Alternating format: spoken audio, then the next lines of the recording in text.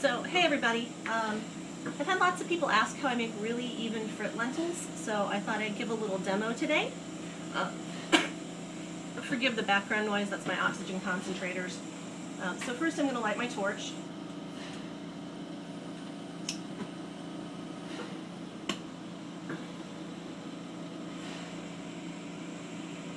Put that away. And let's choose a frit. Let's see. I think maybe today let's use,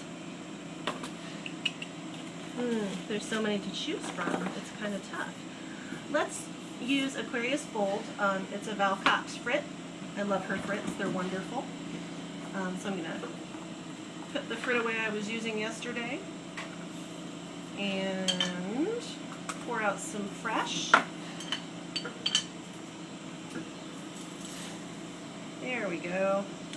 Nice yummy pile of frits.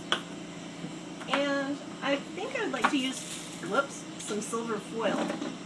So I have a piece here that I'm going to cut into some strips. And kind of have those at the ready. It's really hot here in Missouri right now, so the foil's trying to stick to my hands, which I don't like that. I'm just going to put that on my marver here just so it's ready to go. Get these two pieces out of our way. Close that back up. Get my safety glasses on. And let's see, I think let's do frit on maybe, let's do frit on a teal base, just for fun. Grab my paper towel here with some cleaner on it, wipe my rod off, and close that back up.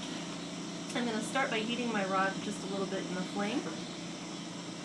And I don't want this cut end because it tends to bubble and kind of scum. So I'm going to take my handy dandy plier or tweezers from my local box store and just get rid of that tip. Okay, so now the fun part. I have my marver here, and it's Azuzzi's Lentil Trio. It's probably my favorite press. I think I use it more than anything else. I'm going to flame dry my mandrel. I believe I'm using Fusion bead release, although I'm about out, so if anyone has any great recommendations for a new bead release, I am all ears. I haven't bought bead release in about 4 years. I don't quite know what to buy. Okay, now the good stuff. I'm going to start by making a small base bead, like a little spacer bead, with 2 or 3 wraps on my mandrel. And just adjacent to it, there's my little base bead. Just so it's touching, I'm going to make another one of the same size. And this gives us the base to our lentil. So here's my sort of really rough barrel shape. Then, here's the key part. I'm going to come back where these 2 beads meet and run a nice line of glass right around the middle. And I probably will go around here, so that's twice, that's 3 times. And it really depends on how thick your rod is. This rod is really a pretty thin diameter, so I went around an extra time. If you're using a thicker rod of glass, you might only need to go around twice. And then I'm going to melt everything in and see how things are looking with my press. I know, this is the exciting part while we're waiting and waiting and waiting. Now I don't want to get this really, really goopy, wet, melty, drippy on the table. I just want it to go to round. So there we are, kind of just gone to round. Remember, your glass wants to be round, let it do its job. Don't overthink it. So I'm going to take my press And I'm going to really gently, after that's cooled slightly, roll it in the base of the press. And here I let it cool just a little too much. What I'm looking for is kind of a football type shape.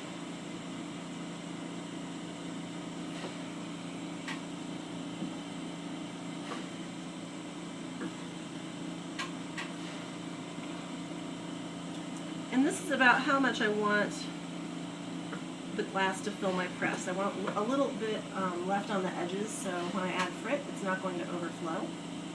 And you're feeling it for it to be really nice and smooth as you're rolling it. Alright, so now let's add our silver foil. I love silver foil, it adds lots of sparkle. Does fun reactive things with certain types of glass. So I'm going to heat my bead up a little bit, and I'm just going to roll my silver foil on. And here's my little tip. Instead of trying to marver that down with my tweezers or whatever, I just roll it back in the base of my press until it's nice and burnished. We're going to take it out here to the cooler part of the flame and just start easing our way down. I don't want to fume my silver.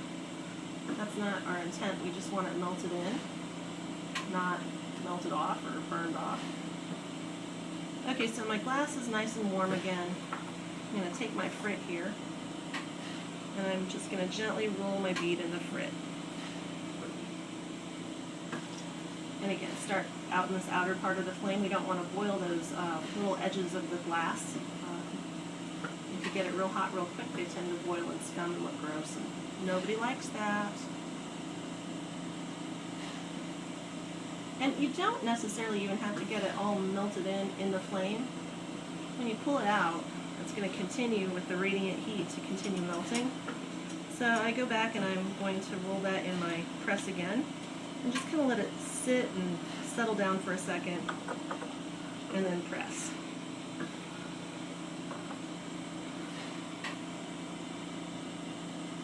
Polish off those chill marks.